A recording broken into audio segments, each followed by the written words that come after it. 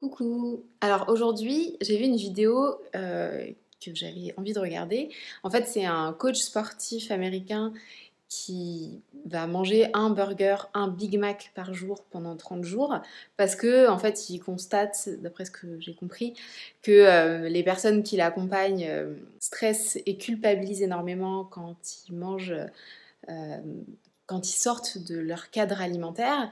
Et du coup, il constate tellement ça qu'il a voulu faire une vidéo dessus et aider les gens à déculpabiliser, à déstresser. Donc j'allais regarder cette vidéo, mais je me suis dit que ça serait peut-être cool qu'on regarde la vidéo ensemble en fait.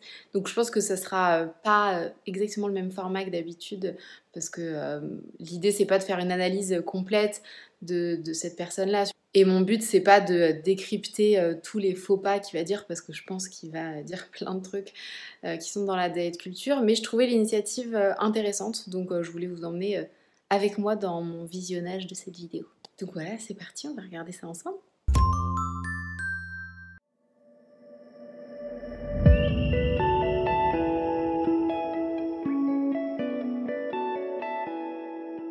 Donc la vidéo elle est en anglais, je sais que tout le monde ne comprend pas l'anglais, donc je vais essayer de résumer vite fait ce qu'il dit avant de réagir, mais j'ai activé les sous-titres en anglais pour que ça aide quand même un petit peu à la compréhension.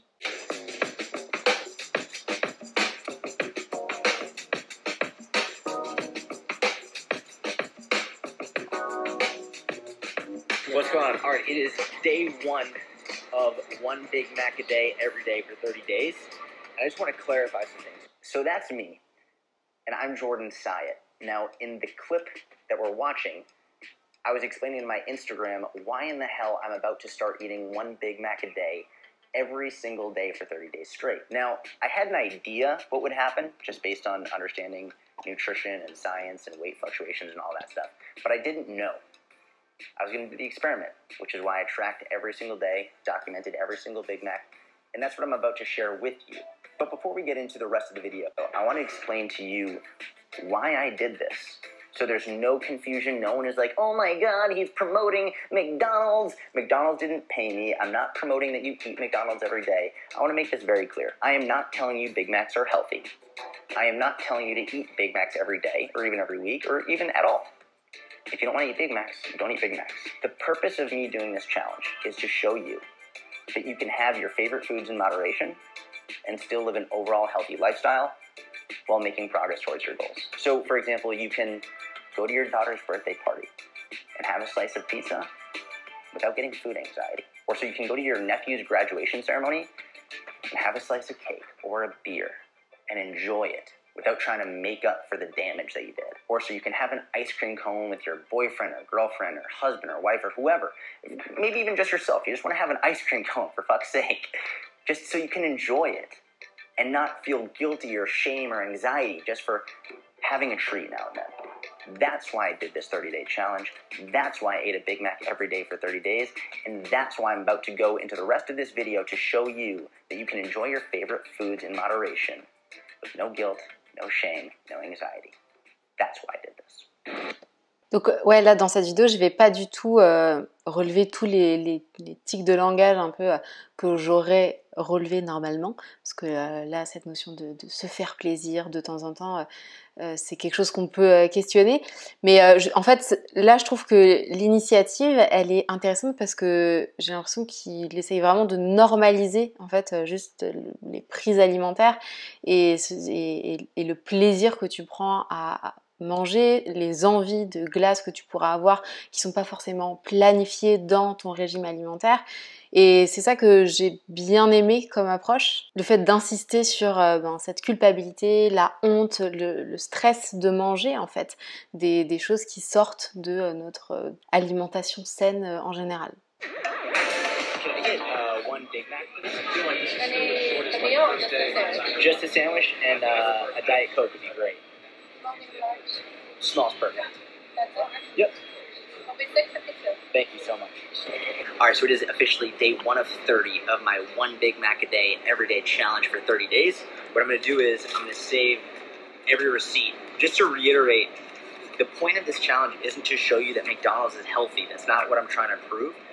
All I'm trying to do is show you that you can have treats, you can have traditionally unhealthy foods. You can have a not perfect day or week or month and still make progress. And most people, what they do is they might have a meal like this and think they fucked up and then just let everything go to shit. So I'm gonna have one a day every day and still make progress, specifically fat loss. Also, what I wanna make clear is, as you just saw when I ordered, she said, do you want a large, like do you want to add the meal to it, which would add fries to it? I have a choice. I didn't want to add the fries. I didn't want to make a bigger meal. I didn't want anything else. Like, this is it. So this is what I'm having. This is about like 550 calories, and then I'm going to account for it in the rest of my day. So, cheers.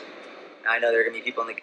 Donc là, il est dans un objectif de perte de poids, mais ce qui est intéressant ici, c'est pas vraiment ça, c'est qu'il observe bien le phénomène qui se passe quand les gens mangent des aliments qui sont pas sains, donc des burgers par exemple, et qui à partir du moment où ils mangent ces aliments-là, ils ont l'impression d'avoir raté et du coup rentrent dans cet état d'esprit foutu pour foutu.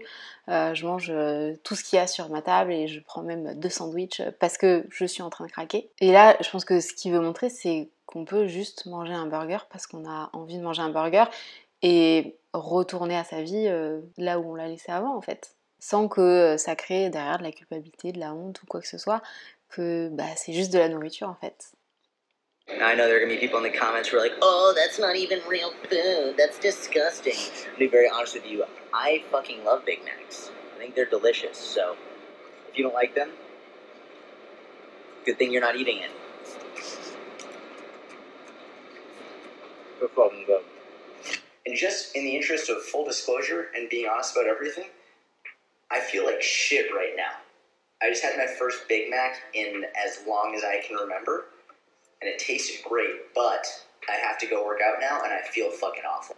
So it'll be interesting to document this and keep track of if maybe I get used to feeling like shit, or if I feel more like shit as time goes on. Either way, like, it tasted great. I like the Big Mac, I'm gonna be honest with you, but it's sitting right here, and I don't want to go work out. I want to take a nap, but I gotta get this lift in. So that's the update. Now, là, c'est intéressant parce que du coup, il est vraiment dans l'observation de ce qui se passe, mais sans jugement en fait, sans se dire ah merde, j'aurais pas dû manger ce Big Mac.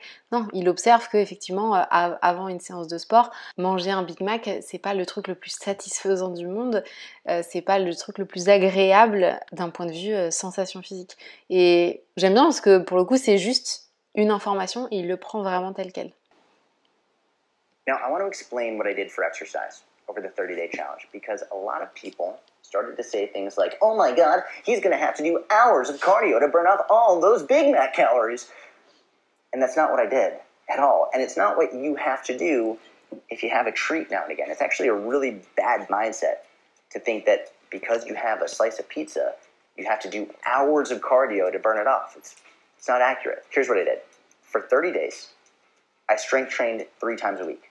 1 day of upper body, 1 day of lower body, 1 day of full body. It was about 30 to 45 minutes per session. That was it. I did jiu-jitsu 2 times a week, which is not intense. I'm not good. I'm a brand new beginner. It's a lot of technique work. Just 2 days a week of that. And then every day, I made sure that I got 10,000 steps.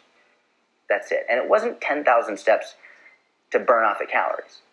It was 10,000 steps because walking's good for you. Walking's good for your heart health, good for your mental health, good for your emotional health. Walking's just a good thing to have in your overall lifestyle. Now, I also did that because in Supersize Me, he deliberately stopped exercising and specifically stopped walking, which was very misleading. Of course, if you eat more calories than you're supposed to and you start exercising less, you're going to gain weight and get unhealthier. The purpose of this isn't to show you that eating Big Macs is healthy. It's to show you that you can incorporate your favorite foods while having an overall healthy lifestyle and still be okay. Trop intéressant, parce que c'est vraiment le problème qu'on voit à chaque fois avec ces documentaires, là ils citent Super Size Me, où en fait ils vont dans l'extrême, où on va manger des burgers, mais des énormes menus, où on va manger que ça, où il explique bien qu'à côté le mec faisait pas du tout d'exercice physique, et du coup on va dans un extrême comme ça, et on tire des conclusions en disant le McDonald's c'est mauvais pour la santé, la junk food c'est mauvais pour la santé, Alors qu'en fait, il a changé énormément de choses dans ses habitudes alimentaires. Il a changé ce qu'il mangeait, les quantités qu'il mangeait et l'exercice physique. Donc en fait, forcément, ça a un impact sur son corps. Alors que là, son approche, elle est, je trouve, beaucoup plus intelligente. C'est de dire, mais en fait, en réalité, les gens, quand ils ont envie d'un Big Mac, ils mangent un Big Mac et c'est tout. En fait, ça remplace un autre repas. Ils vont pas manger un Big Mac et des frites et un sundae et des nuggets. Là, l'idée, c'est juste de montrer que si tu continues ta vie comme tu le faisais d'habitude, tu fais le même sport que d'habitude et juste tu manges des Big Mac quand tu as envie de manger des Big Mac, en fait, ça change pas grand-chose à ton apparence corporelle. Là, c'est vraiment le topic. Parce qu'il insiste plusieurs fois, déjà depuis le début, sur le côté santé qui n'est pas du tout abordé, et je pense que c'est un autre sujet. Mais je pense que rien que sur l'apparence corporelle, ça peut permettre de détruire beaucoup de croyances, et je trouve que la démarche est beaucoup plus honnête et beaucoup plus intéressante en fait. Like probably the most pretty looking one. See that? What's up and see that? Right here. Yeah, that's good. So why did I choose the Big Mac? Why not a Whopper or a Crunchwrap Supreme or my personal favorite, a Wendy's spicy chicken sandwich? There's actually two reasons. All right, and the first one being, in the United States alone, there's 1.5 million Big Macs sold every day. That's over 500 million Big Macs every year, and 17 Big Macs every single second. And again, I'm not saying that Big Macs are healthy and nutritious and that they should be a staple in your diet, because they shouldn't. But I am saying that putting foods into categories of good and bad, right and wrong, healthy and unhealthy, is not only disingenuous, but it's actually doing much more harm than good. And demonizing any individual food as inherently bad for you is actually going to be causing more disordered eating, more binge eating, more mental health issues, and it will continue to contribute to morbid obesity. And that's why I chose the Big Mac, to show you once and for all that regardless of what the latest fitness Instagram influencer is telling you have to cut out and avoid, you can still enjoy your favorite foods in moderation while staying healthy and achieving your goals. All right, so we're... Donc là, trop intéressant. Il explique que diaboliser, mettre dans des catégories certains aliments comme s'ils étaient à eux seuls sains ou pas sains, ça cause davantage de dommages sur ta santé mentale que de dommages sur ta santé physique directement en fait. Et donc il dit que ça crée des troubles alimentaires, de la frustration, de l'obsession du coup, et il dit même que c'est ça qui peut mener à l'obésité. Donc je trouve ça super intéressant qu'un coach sportif ait conscience de ça et veuille dénoncer ça, sensibiliser sur ce sujet-là. C'est trop intéressant parce que je pense que la santé mentale, c'est pas du tout son taf à la base, mais je pense qu'avec les personnes qui l'accompagnent, c'est quelque chose qu'il constate, et voilà, je trouve ça cool qu'il ait envie de lutter vraiment contre ça, parce que là, tout ce qu'il dit, c'est vraiment la réalité, et pourtant, on a tellement de mal à se détacher de cette idée que un Big Mac, c'est mauvais forcément. On n'arrive pas à prendre du recul, en fait, à relativiser sur le fait que c'est peut-être pas le meilleur aliment du monde, et il insiste beaucoup là-dessus. Il n'empêche que le stress, la culpabilité de manger ce Big Mac va avoir un impact beaucoup plus néfaste sur notre santé. Donc c'est important d'avoir une vision globale en fait. Et c'est pas noir ou blanc, c'est pas bien ou mal. On day 5 of the Big Mac Challenge, I just want to cover a couple quick things. The first one is, people have been asking me, are you sick of them yet? Are they gross? I'm going to be honest with you. They're still pretty delicious. They've sold billions of them for a reason. But also, and this is something that I didn't like about Super Size Me, was he stopped walking. Like he stopped moving. He stopped exercising. He literally did his best to do as little as possible while eating as much as possible. It's like, no shit, Sherlock. Of course you're going to gain weight. Of course it's going to be unhealthy. Of course your blood markers are gonna go down. You're not gonna be as healthy. The whole purpose of this is not to show you that this is healthy. It's not. It's not what I'm trying to do. The whole purpose of this is to show you that you can have it as a part of an overall healthy lifestyle. not to encourage you to eat it every day like I am. I mean, honestly, like, even though it tastes delicious, I still have to restrict elsewhere in my diet because of it. Wait, you know what? Let's pause that for a second. What did that mean when I told you I had to restrict myself? I literally just got done telling you that I don't believe in good foods or bad foods, and that you should be able to enjoy your favorite foods in moderation while still making progress. So what does this restrict? I ate regular, healthy foods. I ate a lot of... actually, you know what? I'll tell you what I did. I woke up every day, and first I had a black coffee with an apple. All right? That was usually just what I had right when I woke up, not because I don't want to eat anything else, but because I'm not that hungry, and I just like how black coffee and an apple makes me feel. Usually, before I would go to work out, I'd have some type of a salad. Call these a big-ass salad. I'm putting these on my Instagram a lot lately to promote eating a lot of whole, nutrient-dense, minimally processed foods. Sometimes I'll put grilled chicken in it, have it with Greek yogurt. They're fantastic. Several hours later, for my late lunch, early dinner, that's when I would have my Big Mac. And then later at night, I'd have a much bigger dinner. My girlfriend loves to cook, so sometimes we would have shakshuka, which is probably my all-time favorite Middle Eastern dish. It's a tomato base. It's absolutely delicious. You put some eggs in it, some garnish on top. It's amazing. It's actually one of my favorite filling. Faut qu'on fasse une shakshuka. Ça m'a trop donné envie. On n'en a jamais fait. J'adore ça. Bah oui. You can add some protein and vegetables to it as well. So I had an overall healthy diet, right? I wasn't really restricting myself. I was having all of that plus a Big Mac every day. And even there were a couple times when I would go out to dinner with my cousin and his wife and my niece. I went to my buddy's wedding, which I'll tell you all about later in this documentary. But I wasn't restricting from the perspective of, I wasn't saying, oh my God, I can't have any other carbohydrates. And I wasn't saying like, oh my God, sugar's terrible. Like, there were still times when I would enjoy sorbet with my girlfriend and we would enjoy other foods. When I say restrict, I purely mean from the perspective of, if I'm adding 540 calories to my day of a Big Mac, that means I have to eliminate about that many calories from other foods in my diet. For me personally, I am obsessed, this might sound weird, with pretzels. I fucking love pretzels. They're amazing. I always have them in my house, and if they're there, I'm gonna eat them. But for this challenge, I made a rule.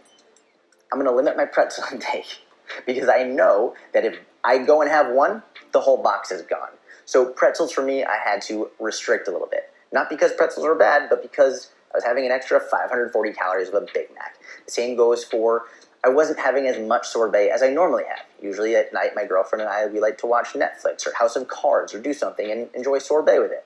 I had to reduce that. When we went out to dinner at restaurants, I did some work ahead of time to figure out how many calories were in the meals to make sure that I picked the one that best fit my calories for the day. So when I say restrict, I'm not saying you can't eat your favorite foods. I'm saying if you decide to add calories in somewhere, you're going to have to take them out somewhere else.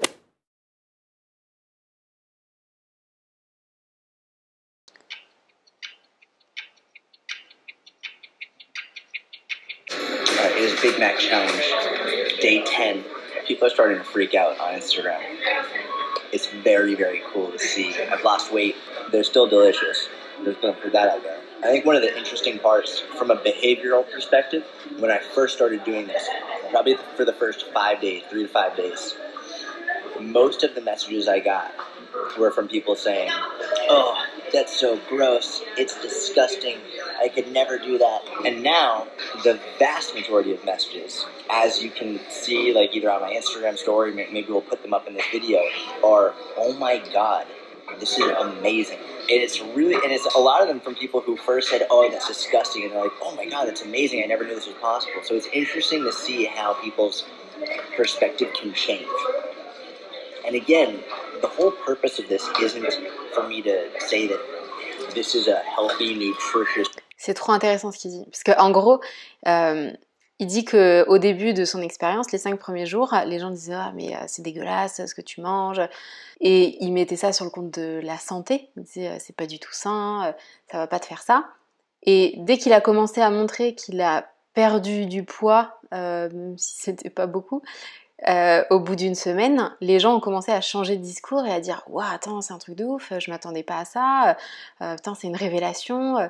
Donc c'est intéressant parce que au départ, les réflexions qui sont vraiment orientées santé, on se rend compte que dès qu'on commence à parler de perte de poids, bah la santé on la met complètement de côté, on se dit ah tiens mais en fait j'ai le droit de manger des Big Mac et de perdre du poids en même temps, ça m'intéresse. Et du coup la santé elle disparaît complètement à ce moment-là. Et il réinsiste encore sur le fait qu'il n'est pas du tout en train de dire que c'est sain de manger un Big Mac, et c'est pas du tout son message, mais je trouve que c'est intéressant de voir à quel point cet argument de la santé, on s'auto-persuade souvent que c'est l'argument numéro 1 qui nous fait prendre telle ou telle décision avec notre alimentation, alors qu'en réalité, le poids a une place beaucoup plus importante que ce qu'on veut bien croire. Meal, because obviously it's not. I would much rather you go to the grocery store and get more whole, nutrient-dense, minimally processed foods.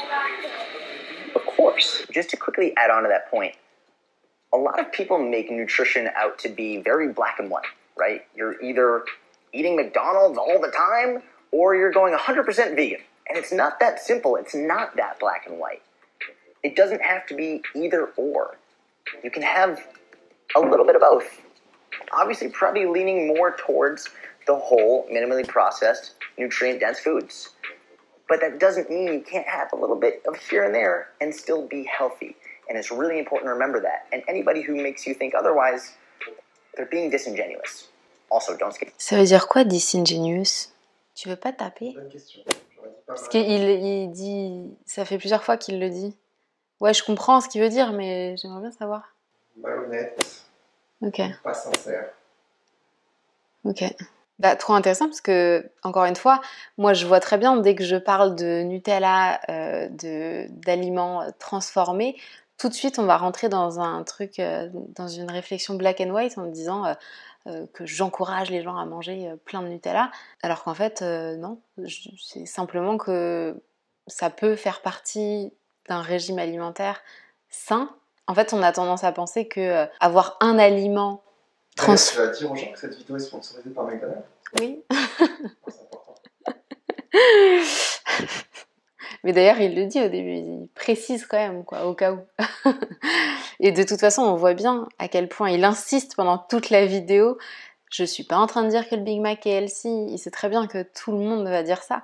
Enfin, c'est intéressant et c'est vraiment le reflet de cette pensée, soit c'est blanc, soit c'est noir. Et en même temps, c'est ce qu'on nous répète à longueur de journée sur Instagram. Tout le monde nous parle des produits transformés comme si c'était le diable en personne. Et donc forcément, ça nous encourage à nous dire, à culpabiliser dès qu'on va en manger un petit peu et à vouloir les éliminer complètement de notre régime alimentaire, comme si un aliment qui n'est pas nutritionnellement intéressant était forcément mauvais pour la santé à lui tout seul. Et de l'autre côté, on a aussi tendance à faire l'inverse, à penser qu'un aliment est intrinsèquement bon pour la santé quand on le mange. Donc vraiment super intéressant cette réflexion.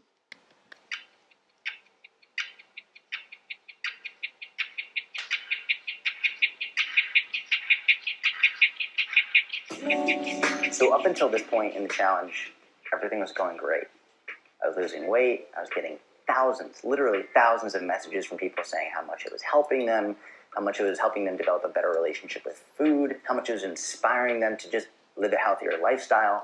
So everything was really good. What sucked is right around this time, I started to get some kickback. I started to get some coaches in the fitness industry. Basically, instead of coming to speak directly with me, they started going on their social media saying, this is a stupid challenge, the guy who's running it doesn't know what he's talking about, this is going to hurt more people. And that last part, that's really what hit my leg. It just drove a spear right through my heart when they said, this is going to hurt more people.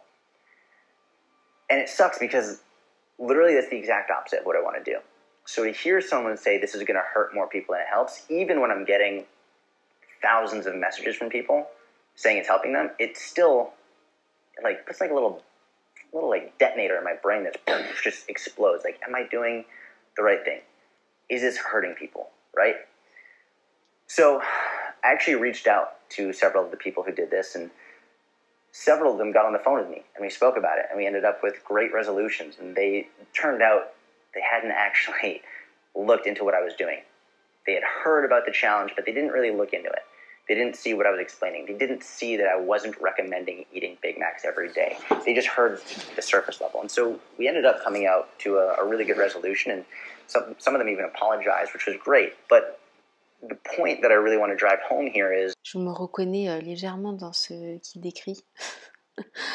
Non mais en fait, surtout dans le côté, les personnes ont vite l'impression que ce que tu dis va complètement à l'encontre d'une bonne santé et que tu es en train de mener les gens à leur perte, sans pour autant s'intéresser vraiment à ce que tu dis, aux nuances que tu incorpores dans ton discours, et vont forcément réagir finalement eux aussi de manière assez binaire. Et donc je trouve ça intéressant qu'il ait eu ces personnes-là au téléphone, qu'ils aient pu en discuter, qu'ils aient pu comprendre en fait la démarche qu'il avait derrière.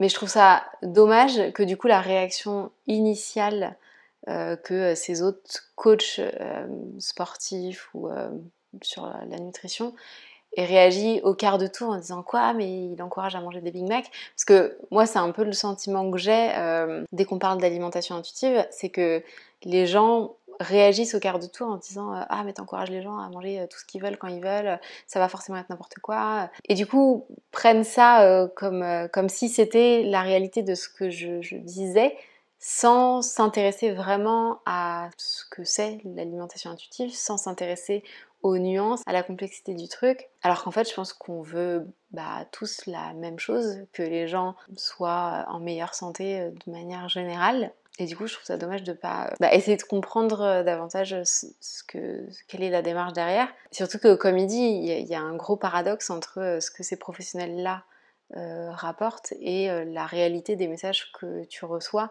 sur des exemples concrets de personnes qui améliorent leur relation à la nourriture, en fait. J'ai bien aimé son focus sur à partir du moment où ton intention, tu sais ce qu'elle est et tu sais ce que tu proposes, tu connais ta démarche, continue. C'était un peu une réflexion personnelle là.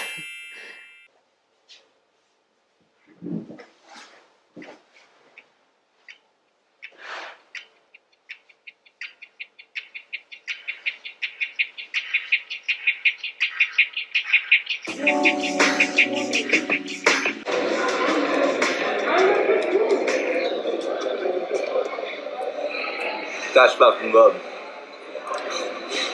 Was that like an Irish accent? That's fucking good. I really think that a lot of the, oh my god, it tastes disgusting, is what people think they're supposed to say because supersize me and because, oh my god, McDonald's is gross. When in reality, it's like, no, people like how they taste. If they didn't taste good, then they wouldn't sell billions of them. And it's definitely not because the cost. I mean, it's fucking like $6 plus for this and the Diet Coke. You could very much get a healthier meal at a grocery store for less.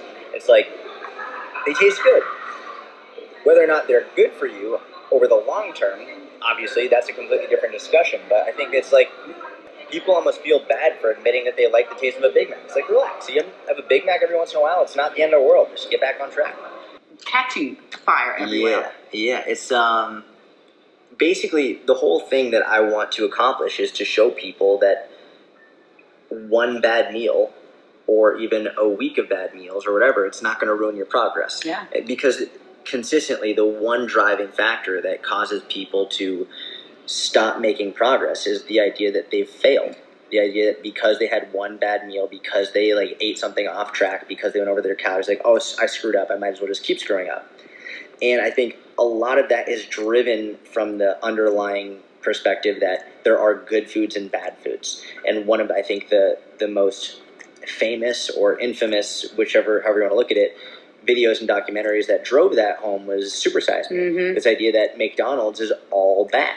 And if you eat McDonald's, you will gain fat. You will develop serious issues like fatty liver. It was presented in a way that made it seem like you didn't have a choice with McDonald's. That if you had McDonald's, you were inherently making a decision that was ruining your health.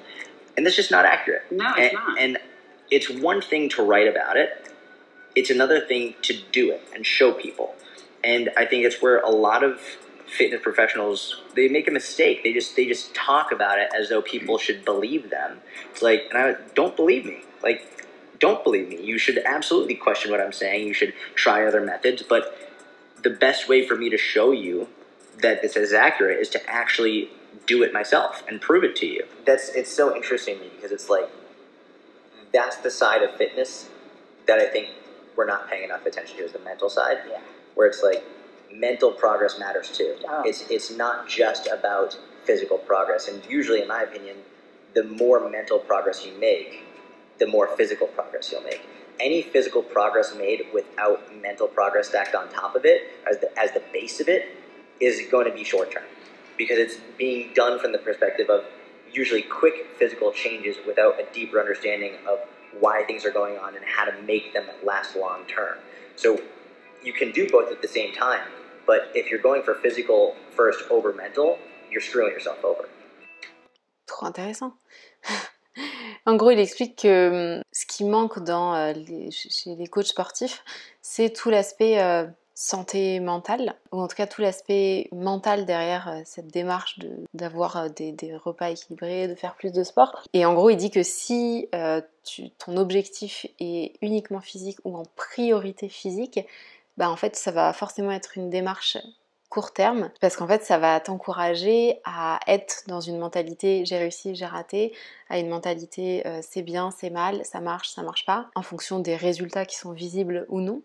Alors que si l'aspect mental est ta priorité, il y a plus de chances pour que ça soit une démarche long terme, parce qu'en fait travailler sur ton état d'esprit, ta flexibilité, c'est ça qui va te permettre de faire des choix qui sont bons pour toi, mais sur le long terme, qui auront peut-être une répercussion sur ton apparence, sur ton physique, mais finalement tu vas moins avoir de chances de tomber dans le foutu pour foutu, dans la culpabilité, dans les cercles vicieux qui font que t'arrêtes en fait tout ce que tu es en train de mettre en place quand tu as un objectif physique prioritaire.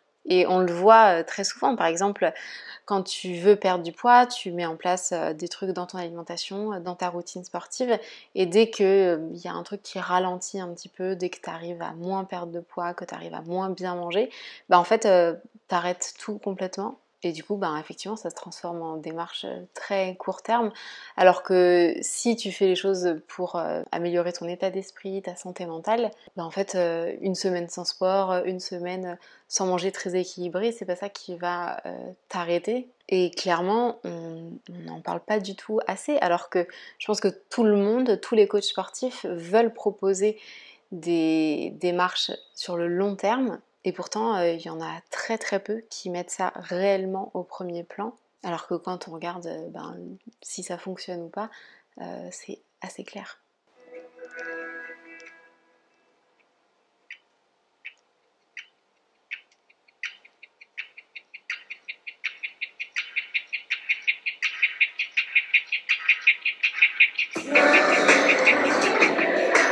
So, quick question.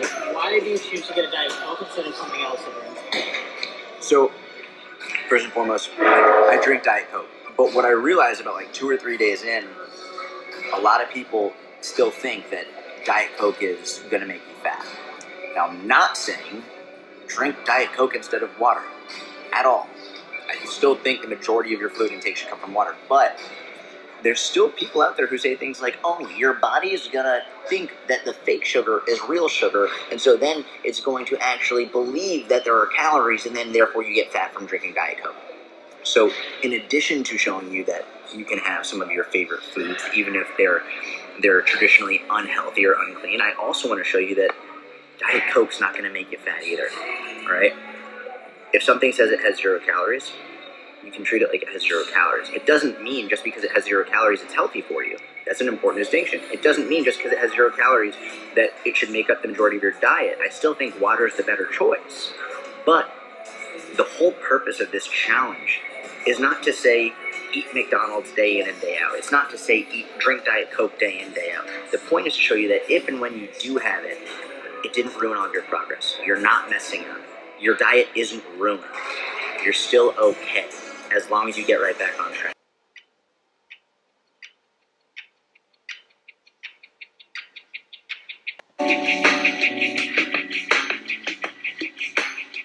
How many calories is that? It's 540. Let's see, one sec. 540. Well, 540 times 22, 11,880 calories worth of Big Macs. But then if I do 540 times 30, that'll be 16,200 calories worth of Big Macs, which is a pretty cool some cool stats. I don't know how many grams of fat that is, how many grams of carbs that is. Bring it all down. We'll do that. Now here's something to keep in mind. People see that, oh my god, that's so many calories, Big Mac calories. That's so many Big Mac calories. Here's the thing about calories. All calories are created equal, which is why I've been able to lose weight during this whole process. That's why. Just because a calorie is created equal does not mean this has the same nutrient composition as a grilled chicken salad with avocado and tomatoes. Of course not. The grilled chicken salad with avocado and tomatoes has a much healthier nutrient profile, right? It's going to fill you up more for fewer calories, a lot more vitamins and minerals and nutrients. But we're not talking about the nutrients when we're talking about calories. They're two separate things. The calories are just a unit of measurement. Again, fat loss and health are not the same thing. When we're talking about fat loss, calories are king. I do not recommend anybody does the Big Mac challenge. I don't recommend anybody has a Big Mac every day. The point of this is to show you that if your goal is fat loss, you can lose weight, you can lose fat, you can improve your body composition while still enjoying your favorite foods in moderation.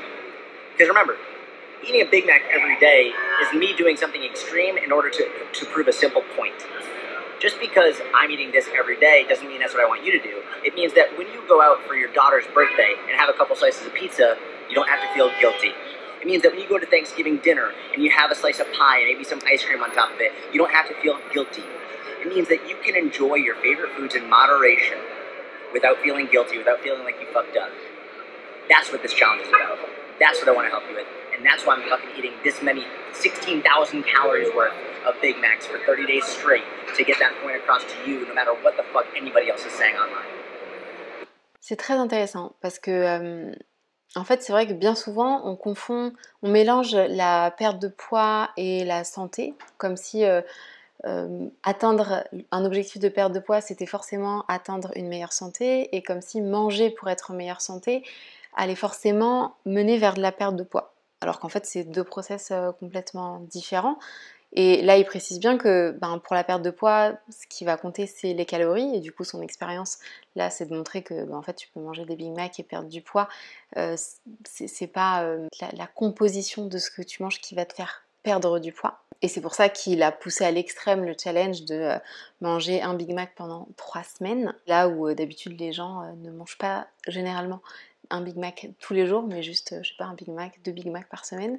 Donc je trouve que c'est très intéressant. Je sais que Zermati, par exemple, il propose une expérience comme ça, où il t'encourage à manger du chocolat à la place d'un repas et de constater qu'en fait, tu ne prends pas de poids. Donc ça, c'est vraiment pour décorréler ou pour enlever cette idée qu'il y a des aliments qui font maigrir et des aliments qui font grossir. Ça n'existe pas.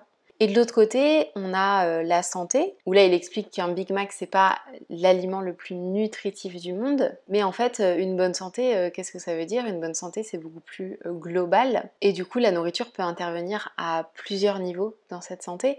Il peut répondre à ton besoin de faim, il peut répondre à un besoin émotionnel, il peut répondre à une situation sociale particulière. Et en fait, chacun a son propre équilibre là-dedans. Chacun, en apprenant à se connaître, va être capable d'utiliser ou non la nourriture pour répondre à ses besoins, pour avoir à la fin une meilleure santé physique, émotionnelle et mentale. Mais dans tous les cas, dire qu'un Big Mac, qu'un aliment en particulier n'est pas sain, ça n'a absolument aucun sens, sauf si on regarde les choses vraiment sur le court terme, quoi. Et ça n'a pas de sens.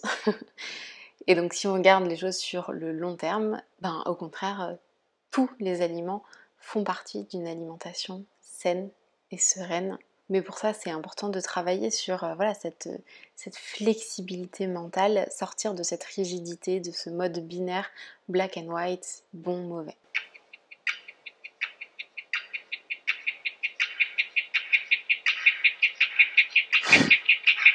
Day 25, 5 Big Macs left. Alright. Whatever else you want to say. Whatever else you want, just something like that. Cool. Cool, ready? Yep. So you start talking. Oh, hold on. Alright, it is day 25. We got 5 Big Macs left. About to go get my 25th right now. About 6 pounds down. And I don't know where we are in the video. I don't know where this is going to be. But I just want to say thank you for watching. I hope you're enjoying it. I hope it's helping you. And above all else, I hope it's helping you develop a healthier relationship with food. So I'm gonna go get my 25th Big Mac of the month. Talk to you soon.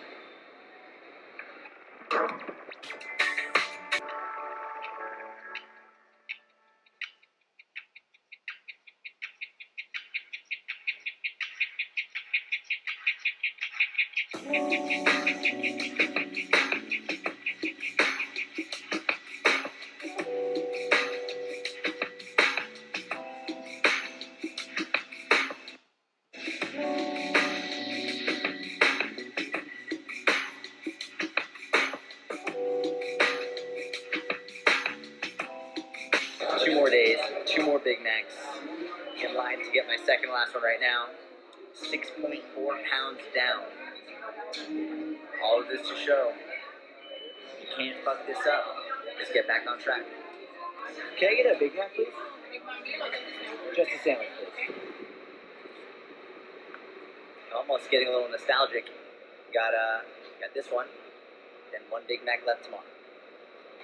In case you're wondering, no, I'm still not sick of it. C'est marrant parce qu'il dit souvent tu peux pas rater ça. J'ai l'impression que c'est comme quand moi je dis tu peux pas rater l'alimentation intuitive. Je pense qu'il veut dire exactement la même chose. Exactement. En fait, c'est à vie, c'est long run. C'est exactement. T'es pas là pour maigrir, t'es là pour. Mais c'est pour ça qu'il quand il insiste sur mais tu vois son approche healthy, je pense qu'elle est vraiment globale. Ouais. Et il insiste à un moment donné sur le côté mental et à quel point mettre en priorité son état, sa santé mentale, mais tu vois son état d'esprit, faire ça pour améliorer son mental, ben ça doit être ta priorité en fait sur ton objectif physique. Et finalement, je pense que sa démarche, c'est ça, c'est une démarche globale de bonne santé. Et donc vraiment, quand il dit tu ne peux pas rater ça, bah ouais, tu peux pas rater ça parce que c'est toi, tes choix, toi qui apprends à te connaître et qui fais des choix, parfois davantage pour tes sensations physiques, parfois davantage pour ton plaisir gustatif, parfois davantage parce que la situation se présente comme ça et c'est la vie en fait. Il normalise énormément tout ça. Ouais. En fait, ce qui est intéressant, c'est que lui, il voit la santé comme un jeu infini. Ça finit le jour où tu meurs en fait. Et du coup, tu peux pas échouer, tu peux juste continuer à jouer. Ouais. Alors que la plupart des gens voient ça comme un jeu fini. C'est-à-dire, bah voilà, je fais un régime pendant 1 mois ou pendant 6 mois. Et du coup, dès que j'arrête, bah ça y est, j'arrête et j'ai fini. J'ai perdu, quoi. Alors que si tu vois la santé comme un jeu qui dure toute ta vie, finalement, tu peux jamais perdre. Et puis, ouais, il y a ça. Et il y a le côté aussi prise de recul, tu vois. Prise de recul sur qu'est-ce que ça veut dire être en bonne santé. Et non, manger un Big Mac, ça va pas te rendre en mauvaise santé. Et surtout, parfois, ne pas prendre un Big Mac, c'est ça qui va être plus dangereux finalement pour ta santé. En fait, la plupart des coachs sportifs ou des gens qui proposent des régimes constatent l'échec de la majorité des gens, mais ils mettent pas ça, ils questionnent pas la méthode. Ouais. Ils disent bon, bah, c'est les gens, ils n'ont pas assez de volonté.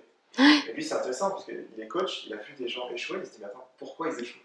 Bah c'est ça, et il essaye de comprendre en fait, il essaye vraiment de comprendre et je pense qu'il comprend en fait. Il comprend le problème, là où les autres coachs sportifs vont ne pas comprendre le problème et même amplifier le problème qui est cette rigidité mentale, tu vois. Ouais, l'anxiété, il parle d'anxiété. L'anxiété alimentaire, ouais, voilà. Il parle de l'anxiété, le stress autour de la nourriture, la culpabilité, la honte. Mais en fait, ouais, le truc, c'est que souvent, tout de suite, quand tu parles d'anxiété alimentaire, les gens pensent que tu parles de troubles alimentaires.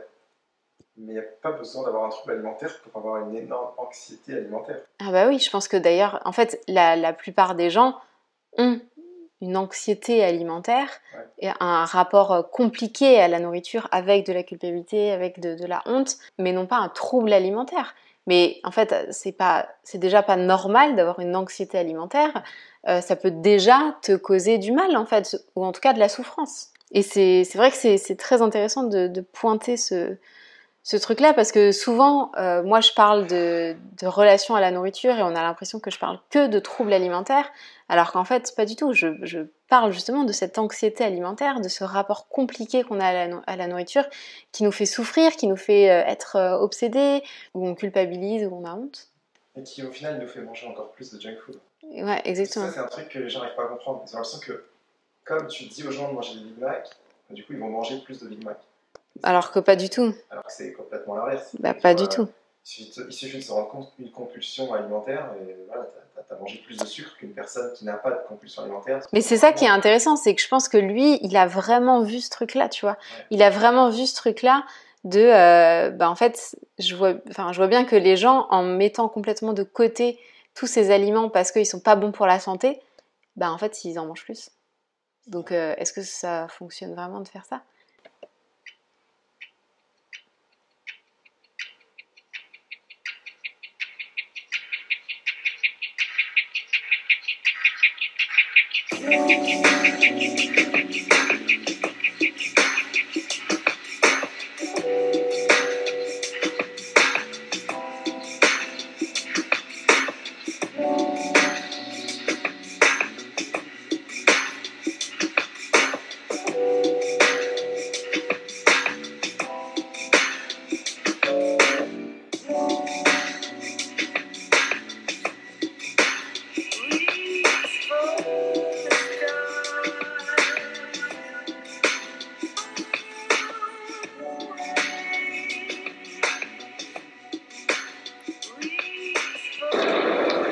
The last Big Mac. This is the last one. This is really getting emotional. Gotta wait for it to light up all the way. Bam. Bang. That's the last photo. This is super sad, to be honest. Is it really? Not because of the Big Macs, but because of how many people, thousands of messages. Thousands. It's crazy. I didn't expect this at all. Day 30. Well, there you have it. 7 pounds down in 30 days, eating 1 Big Mac a day every single day. I didn't do hours of cardio to burn off the calories. I didn't do any crazy workouts, and I definitely didn't waste my money on expensive fat burners that don't work anyway. The one thing I did consistently throughout this entire Big Mac challenge was stay in a calorie deficit. Because if you want to lose fat, it doesn't matter what diet you follow. You can be plant-based, you can be keto, you can do Weight Watchers, you can do anything you want, as long as you're in a calorie deficit on a consistent basis, which is why you need to find which diet works best for you, not for the most popular fitness Instagrammer influencer. Have you ever gone out to dinner, ate enough chips and guac to feed a family of fully grown mountain trolls, then get super worried because you thought you might have fucked up your progress? Or have you ever been sick or injured or traveling and had to skip a workout or 2 or 3 or a whole week? And did you ever feel bad or guilty or nervous you might have fucked up your progress because of that? Listen, I want to tell you something, but I don't want you skimming it because it's wicked important, so please listen closely. You can't fuck this up. I'm going to say that again. You can't fuck this up. I don't care if you blew past your calories by 3,000. You didn't fuck up. I don't care if you missed 1 workout or 2 workouts or a month of workouts. You didn't fuck up. I don't care if you had an entire box of Cinnamon Toast Crunch, 6 chocolate frogs, 4 pints of butterbeer, and a trolley full of pumpkin pasties. You didn't fuck up. Because here's the magic of it all. The only way to fuck up is if you stop altogether. If you give up, quit, say you're done. Otherwise, you can't fuck up. It's impossible. Because as long as you get right back on track, you're going to keep making progress. Most people use I fucked up as an excuse to keep fucking up, to stay off track, to not put in more effort. But that's Coswallow. And as of this moment, it's not a valid excuse, because you can't fuck up. As long as you get right back on track, you're good. This fitness thing, it's supposed to be fun. It's supposed to make you happy and smile and confident and proud. It's not a competition. There's no day or time or hour at which you need to arrive to achieve your goals. There's no rush. You're playing the long game here. It's for life, not 7 or 21 or 30 days. This is forever. And when you're playing forever, you can't fuck up. Just get right back on track. Trop intéressant. Franchement, je m'attendais pas à ça. Les réflexions sont vraiment super intéressantes. Et c'est la première fois que j'entends ouais, un coach sportif parler autant de santé mentale, parler autant des conséquences qu'ont la diabolisation, la culpabilisation, le fait de mettre dans des catégories certains aliments, sur sa santé mentale, sur les compulsions alimentaires, sur ce cercle vicieux, cet état d'esprit binaire où c'est bien, mal, où j'ai réussi, j'ai raté. Franchement, en fait, tout ça, c'est des sujets qui sont très peu abordés en fait. Donc non, franchement, c'était top et le format est cool. Donc je sais pas si ça vous a plu.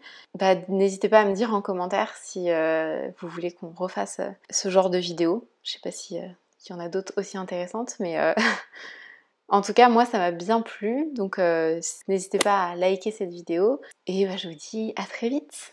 Bye.